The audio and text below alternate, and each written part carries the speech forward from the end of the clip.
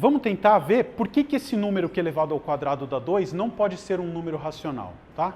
Então, um fato. Esse fato é o primeiro exercício da lista 0. Alguém tentou fazer? Conseguiu? Sim? Então, vamos lá. Raiz de 2 não pertence ao conjunto dos números racionais. Ou seja, não existe nenhuma fração que elevado ao quadrado é 2. Falando desse jeito fica muito mais interessante, né? Ou seja, não tem nenhum quadrado cujos lados são números racionais de área 2. Então, ou seja, é muito pouco provável que você consiga fazer um quadrado de 2 metros quadrados direitinho, né? Vamos lá. Como é que a gente poderia provar isso? Um jeito é fazer o seguinte, é o que a gente chama de demonstração por absurdo. Você supõe que esse fato é verdadeiro e chega numa contradição. Se você chegou numa contradição, é porque a sua premissa estava incorreta. Tá? Então vamos fazer isso. Vamos supor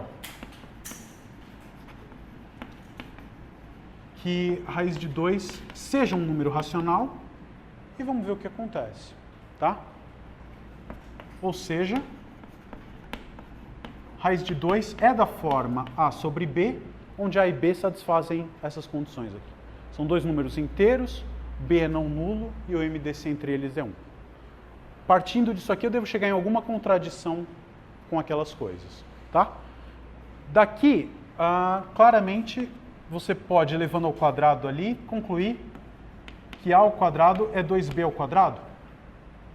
Certo? Eleva ao quadrado e passa o B2 multiplicando. Tudo bem? Olhando para essa expressão, o que você pode concluir? Que o número A ao quadrado é um múltiplo de 2, portanto ele é um número par.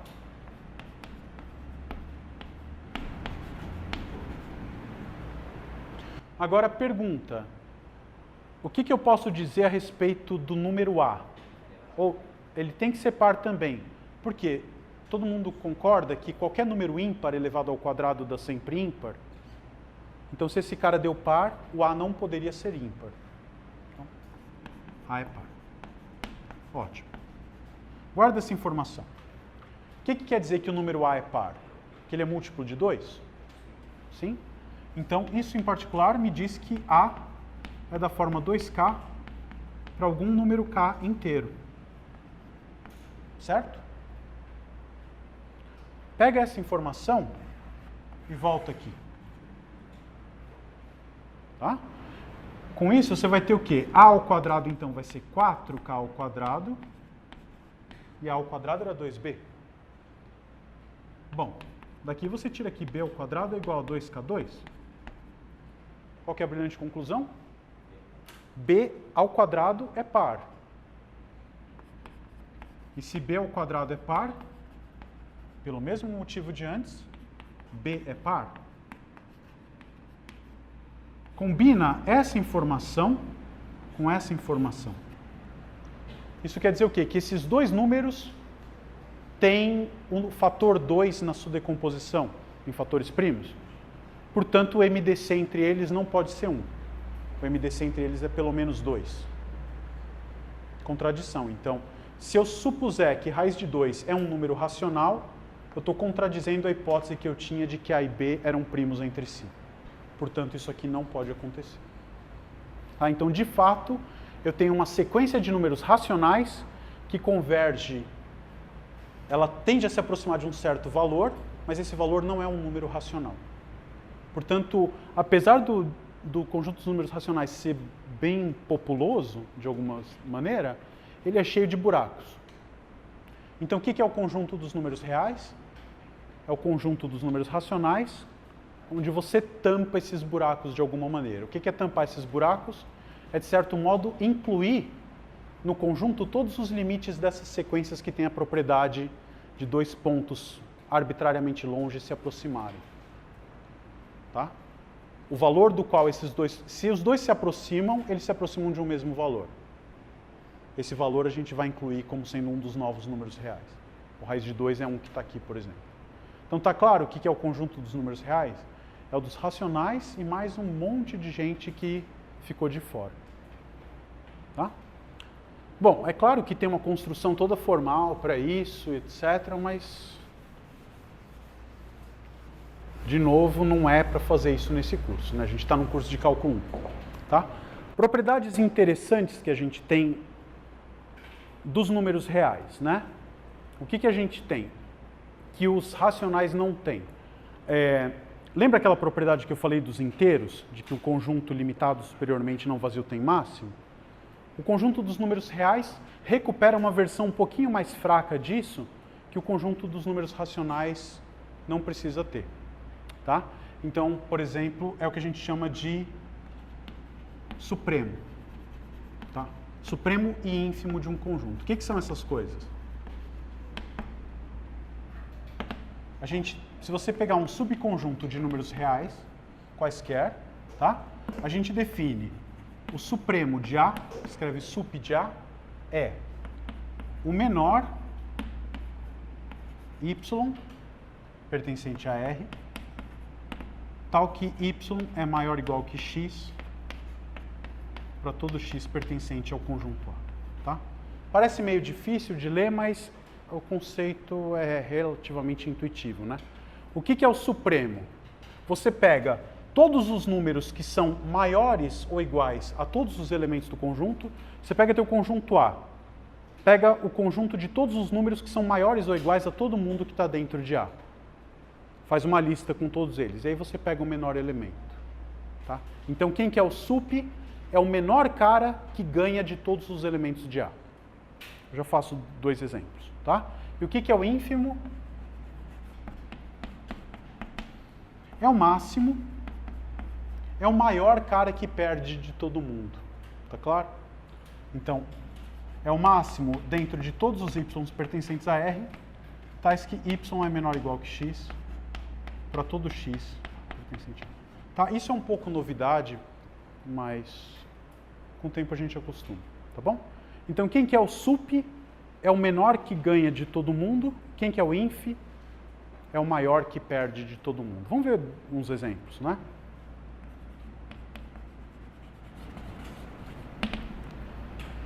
Pega A como sendo o conjunto de todos os números racionais, tais que x ao quadrado é menor do que 2. Tá bom? Quem que é o sup de A?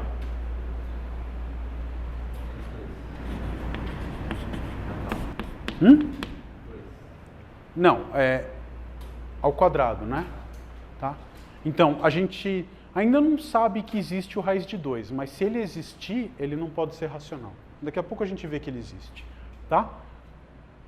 O sup de A vai ser quem? Exatamente raiz de 2. Tá? Dá pra gente fazer umas continhas para mostrar isso, mas vamos tentar ser um pouco intuitivos aqui. Por que o sup não pode ser maior do que raiz de 2?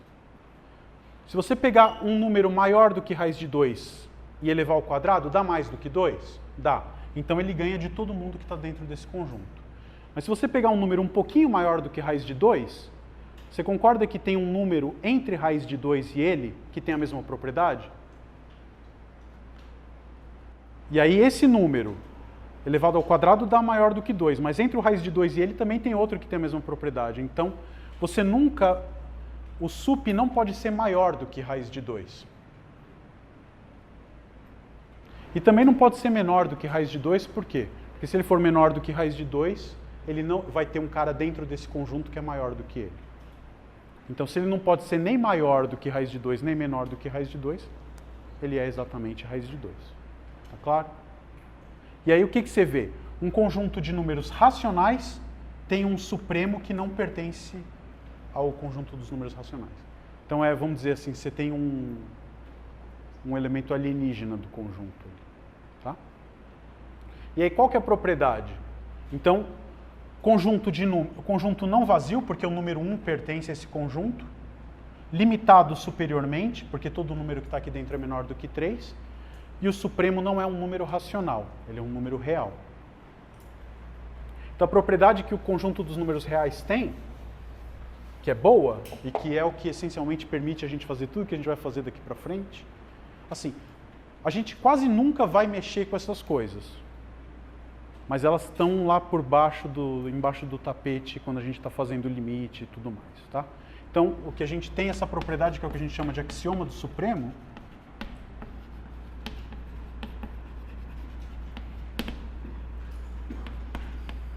diz o seguinte: todo conjunto não vazio e limitado superiormente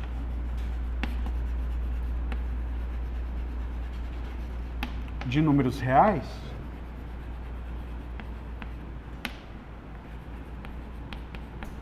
admite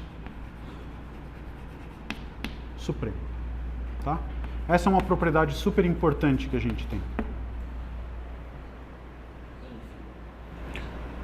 Aí o análogo para esse é todo conjunto não vazio e limitado inferiormente com números reais tem ínfimo. Um é irmão gêmeo do outro. Se você admite que um é verdade, você prova o outro e vice-versa. Tá? Note que o sup, esse cara aqui mora nesse conjunto? Não. Então o sup não precisa pertencer ao conjunto. Mesmo se eu trocasse aqui por R, o supremo é um número real, mas ele não pertence ao conjunto. Tá? Porque é a brincadeira do intervalo aberto contra intervalo fechado, se você quiser pensar. No conjunto dos números inteiros, o máximo sempre pertence ao conjunto. Tá? Outra propriedade que é importante é o que a gente chama de propriedade dos intervalos encaixantes. Tá? Eu vou enunciar ela aqui. Deixa eu falar uma outra antes, que é o que a gente chama de propriedade arquimediana.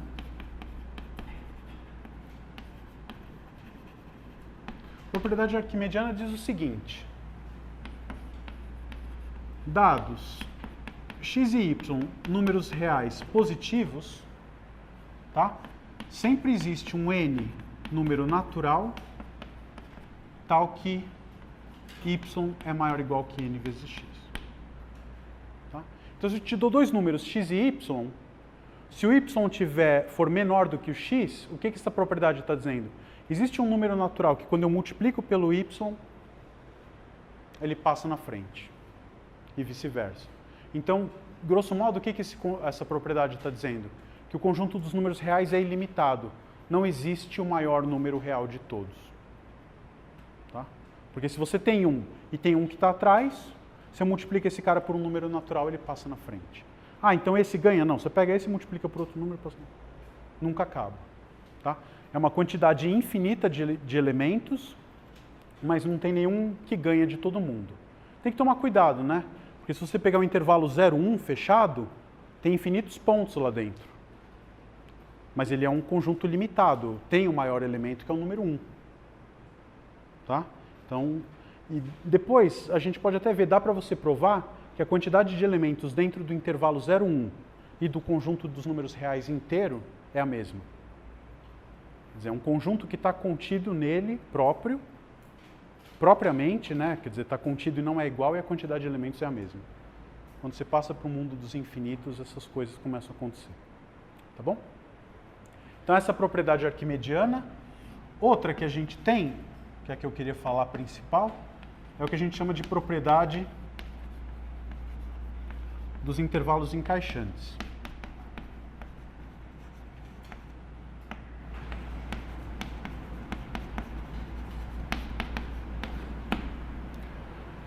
O que ela diz para a gente?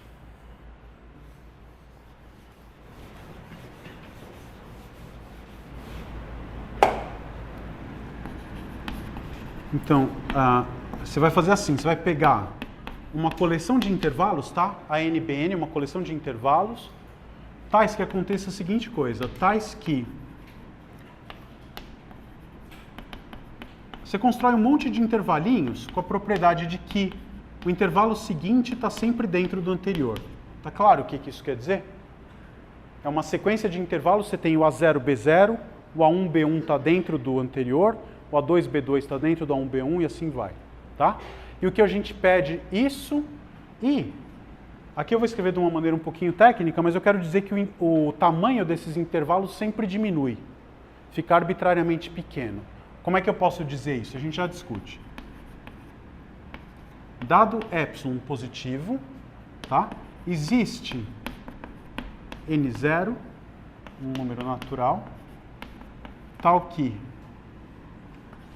para todo n maior ou igual que n0, eu vou ter que bn menos an é menor do que epsilon. Tá? É um pouco técnico, mas vamos acostumar um pouco com essas coisas. O que isso quer dizer? Que se você escolhe o número que você quiser, por menor que seja esse número, vai ter algum intervalo da sequência, de modo que o comprimento desse intervalo é menor do que o número que você escolheu. E se esse é menor, todos os dali para frente também vão ser menores, porque eles estão um dentro do outro. Tá? Então é para pensar que é uma sequência de intervalos um dentro do outro de comprimento que vai diminuindo e diminui arbitrariamente. O que você espera que aconteça lá no infinito? Os intervalos estão todos diminuindo um dentro do outro. O que você acha que vai ser a coisa comum a todos eles? Vazio ou um ponto só?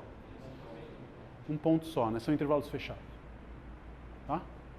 Um ponto só. Então,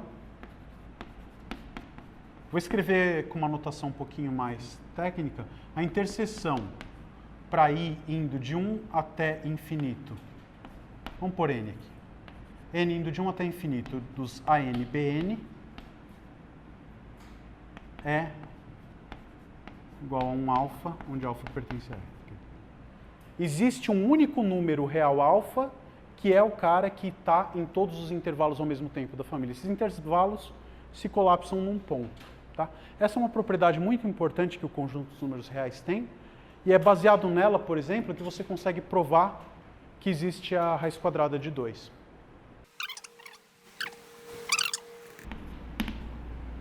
Existe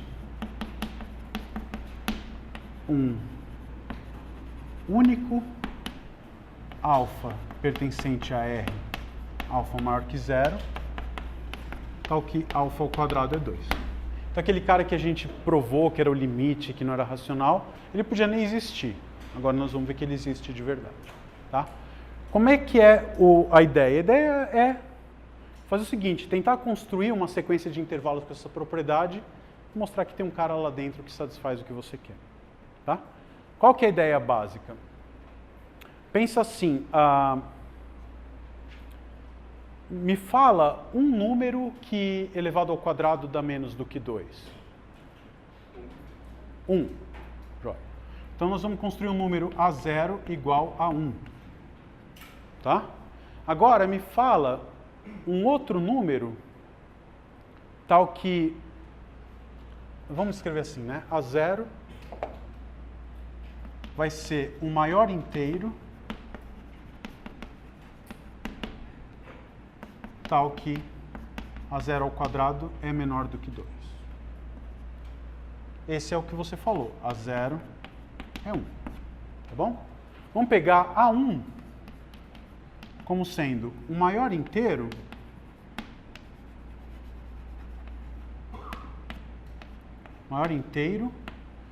tal que A0 mais A1 sobre 10, tá? Eu estou olhando de certo modo para a expansão decimal de um número, né? A0 mais A1 sobre 10 ao quadrado seja menor do que 2. Existe esse número? Né? Sei lá, se você botar A1 igual a 0, você não ganhou nada. Se você botar A1 igual a 1, você está pensando no 1,1, que é o quadrado serve. Qual é o maior número que eu posso pôr aqui, de modo que o quadrado ainda dá 2? Pode ser 5? Não, né? Porque aí vai dar 1,5, que dá 2,25. O 4 vai dar 1,96. Serviu. Então, o A1, para a gente é 4. Aí você vai fazendo essa brincadeira, né? Por exemplo, o A2, quem que é? Isso, você está procurando a segunda casa decimal, o maior número cuja segunda casa decimal perde, com duas casas decimais que perde do raiz de 2, né? Perde do 2. Quem que é esse cara? 1. Né? O A2 é 1. E você pode produzir essa sequência, o que você está produzindo? Um monte de números que todos eles ao quadrado dão menores do que 2. Tá? E agora a gente vai vir pelo outro lado e construir a mesma coisa, né? Quer dizer, você tem esses caras, e aí você pode olhar para o... Quem que seria o B2? Ou quem é o B1? O B1 pode ser o A0 mais 1, é o 2. Aí quem que é o A2? O A2 vai ser, o B1. O B1 vai ser quem? Você vai pegar esse cara e trocar aqui por mais 1, né? Então esse é 1,4, o outro é 1,5. Depois você vai ter aqui o 1,41 e depois vai ter do outro lado 1,42. Então você vai pegando sempre dois caras cuja diferença é 1 na última casa decimal. E você consegue construir esses intervalos.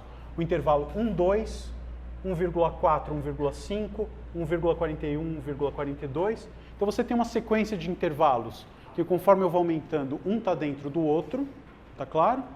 E a diferença entre eles, o que acontece? Como é que é a diferença entre eles? Calma, mas é por aí. Você, veja, a diferença, o tamanho do primeiro intervalo era 1. O tamanho do segundo intervalo era do 1,41 para 1,42. Desculpa, do 1,4 para 1,5, 0,1. O outro é do 1,41 para 1,42, 0,01. Então os comprimentos desses intervalos são do tipo 10 elevado a menos n no enésimo passo. Ou seja, qualquer número, se você pegar 10 elevado a menos 1 milhão, eu vou achar uma sequência de um termo da minha sequência de intervalos cuja diferença é menor do que esse número. Tá certo? E portanto, o que você conclui? Que a interseção desses intervalos que a gente construiu vai ser um único número, que eu vou dizer alfa. Tá? Qual que é a propriedade que esse alfa tem? Ele é maior do que todos os A's, maior ou igual a todos os A's, portanto, ele ao quadrado é maior do que todos os A's ao quadrado, e ele é menor do que todos os B's, portanto, ele ao quadrado é menor do que todos os B's ao quadrado. Esses da ponta vão convergir para a raiz de 2, então todo mundo, por um lado ele é menor ou igual, ele ao quadrado é menor ou igual que 2, e pelo outro lado ele é ao quadrado maior ou igual que 2. Então ele ao quadrado é igual a 2, e portanto está demonstrada essa afirmação. Tudo bem? Então acho que ficou a ideia de como você constrói. Você podia fazer isso para raiz de 3, para qualquer raiz de algum número. Tá certo? Aí esses são alguns números irracionais. Aí tem outros famosos, o π e o e, né, por exemplo. O que é um número? Qual é a diferença entre o raiz de 2 e o π? O raiz de 2, ele é raiz do polinômio x ao quadrado menos 2, que tem todos os coeficientes como números racionais.